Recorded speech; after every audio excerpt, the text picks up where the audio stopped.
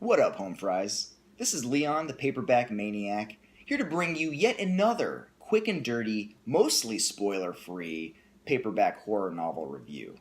Now, I am going to try to be a little less spoilery in these reviews, guys.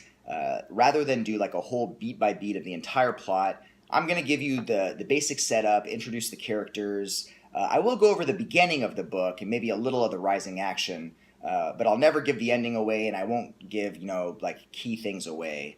That being said, if you don't want to know anything about the book at all, you would be advised to maybe just read the book first, track it down, read it, and then come back and watch this video. So, having said that, today's book is What's Wrong with Valerie by D.A. or Debra Fowler. This book was published by Pocket in 1991. Look at that amazing cover. What a beautiful, beautiful work of art.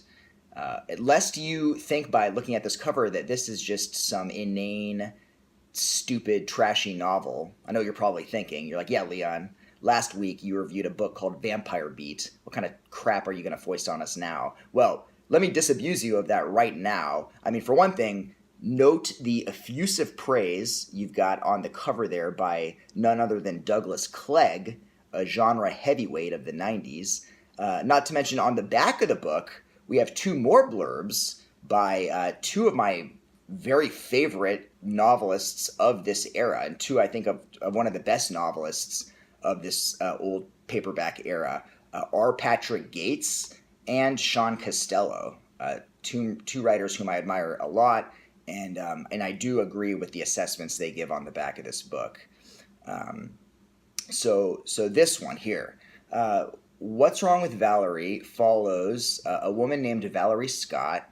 She's a 33-year-old aspiring novelist who has recently inherited a house and some money from her wicked grandmother Amanda, whom she had been taking care of for the last 3 years, and who finally kicked the bucket. So Valerie is finally kind of free of this oppressive grandmother, and she's living in the house. But to make a little extra money, she has decided at the beginning of the book to rent out a room downstairs. And so she rents out a room to a young, mysterious man named Gavin, who works at the local library. And in the beginning of the book, she has some misgivings about Gavin. She starts to wonder, she thinks, I don't really know much about this guy. He's so reticent. He's so kind of quiet and mysterious. He's not really amenable to her approaches, when she tries to talk to him.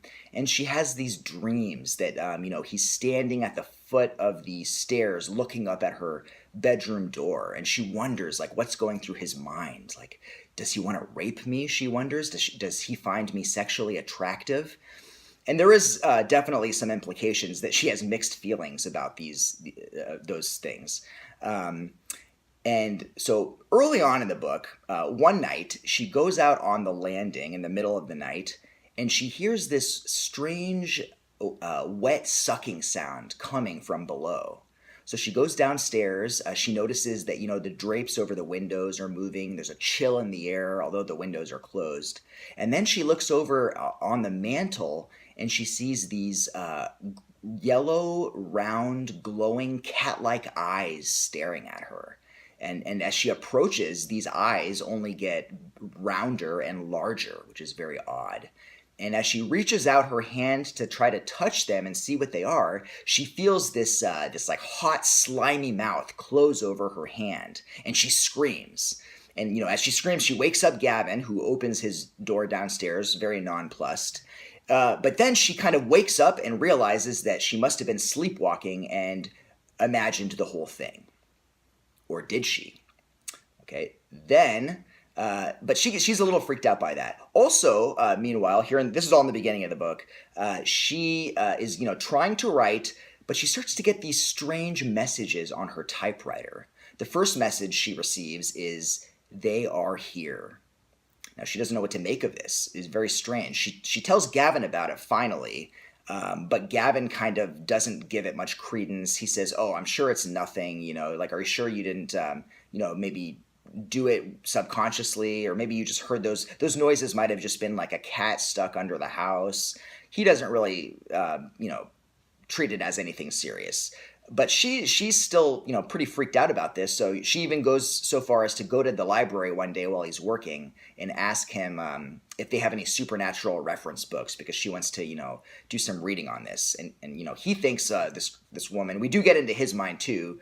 Although this book is written in third person omniscient mode. Although we are mostly in Valerie's head, we do occasionally get into other people's head. And Gavin thinks this woman is very strange. I need to find a new place to live. But he shows her the supernatural books, and Valerie is.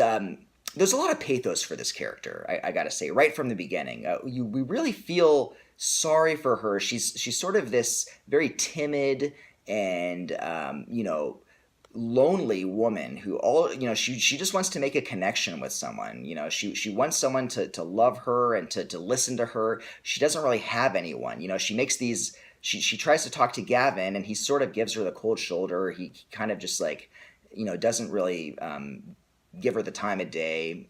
He's cold to her. She has a cousin named Elizabeth who lives in town, but she can't really confide in Elizabeth either. Elizabeth is busy. She's got a husband and her own kids. And you can also tell that there's no love lost between Valerie and Elizabeth. They don't really like each other.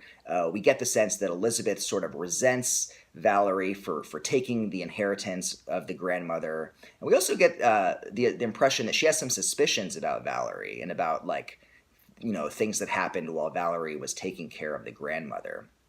So Valerie really, we feel bad for her as this woman who just, she just wants someone to talk to, someone to be with, but she's not really getting that. And now she has these strange occurrences happening. We're also gradually and quite masterfully getting our exposition or backstory about what happened between Valerie and her grandmother in these occasional snippets of dialogue. We just get these dissociated snippets of dialogue between Valerie and her grandmother. And in the beginning, we see what a terrible woman the grandmother was. I mean, she would call Valerie a bitch, and she would complain, and she was just very, very, oppressive toward her. As the book goes on and we get more pieces of dialogue, we start to understand things a little better. And, it's very well done. It's little pieces of a jigsaw puzzle gradually being put into place, which eventually will show quite a strange and unsettling and disturbing picture. But Valerie, she doesn't really know what to do. She starts to hear voices in her head. She starts to see dead relatives who tell her and give her advice, and they tell her actually that these yellow eyes and this slimy thing that had attacked her earlier, they're actually creatures that want to eat her flesh, and that she needs to feed them. Otherwise, they're going to come after her and her loved ones.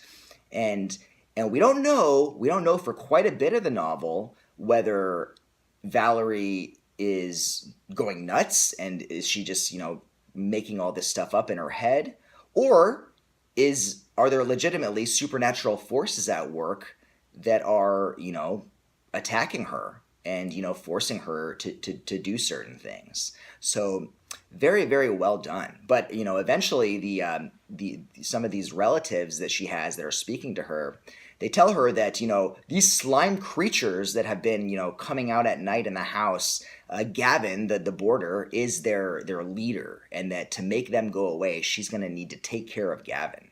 So this is interesting news. They also tell her later on, well, she becomes convinced that her 7-year-old cousin, Tamara, is at risk. And actually, Tamara, who does have some sort of abilities to see things, Tamara one day says that she saw some strange yellow eyes in her closet door. So when Valerie finds out about this, she thinks, oh, Tamara, my cousin, I need to save her. And so in an attempt to save Tamara, and to protect her, she goes and basically kidnaps Tamara. This is still early on in the book. in a quite disturbing and terrifying scene. I don't get frightened often, but it was actually a scary scene. She slips into this little 7-year-old's room in the middle of the night and basically abducts her, but for her own good. And we, the reader, we still don't know whether Valerie is, justified in doing that, or if this is all in her head. Is she just crazy? Is she schizoid? Is she evil and she's using this as an excuse to get rid of people that she resents? We really don't know. You start to kind of the picture becomes clearer maybe midway through the book, but for the first third of it, Fowler does a great job of making the reader kind of second guess himself or herself, and really just an intriguing sort of mystery that we're kind of reading to find out what is going on. So I mentioned already that this book is, I'm going to just say, one of the best books that I've read in a long time. This thing I think it is a masterpiece. I think that the fact that this book is out of print is a travesty. The fact that you can't walk into your local Barnes & Noble and purchase this book, I mean, not that you would, but the fact that you couldn't do that if you wanted to, is just ridiculous. The fact that there are a million printings of V.C. Andrews books, but none of this anymore, it's unjust. This thing would appeal to people. I think I would put this up with the best works of Shirley Jackson. If you're a fan of like We Have Always Lived in the Castle, I mean, granted, this is a lot darker and more disturbing than that, but I also got shades of Southern Gothic writers, and I believe Debra Fowler was a Southern writer, but it kind of reminded me a little bit of writers whom I love, like Flannery O'Connor or even Carson McCullers, writers with the quirky, weird, dark characters and the dark humor that is injected into the book. But yeah, this book, I don't want to say too much about it. I'm giving this my full recommendation.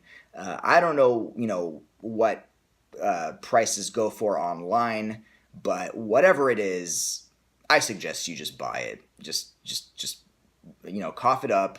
If you end up paying $20 for it, but you hate it, you can send me hate mail. But I think, if you're a fan, if you've been watching this channel and you're a fan of these types of books, it's a pretty safe bet that you'll at least appreciate it because it's masterfully done. It's chilling. It's sad. It's, horrendous at times. And I loved it. I loved it. Enough said.